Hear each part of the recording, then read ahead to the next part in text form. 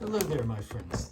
This Drill Master 18-volt cordless drill and flashlight kit I bought at Harbor Freight Tools.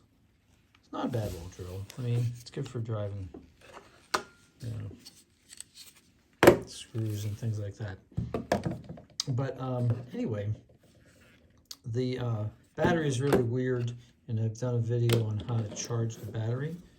You need this little adapter piece here, but somebody comment on YouTube and said that they didn't have this piece and they needed to know what the part number was. So here you go, item number 69652. 69652. So I hope that helps you. That's the only number I could find on here. There's no serial number, just that part number. So hopefully that helps.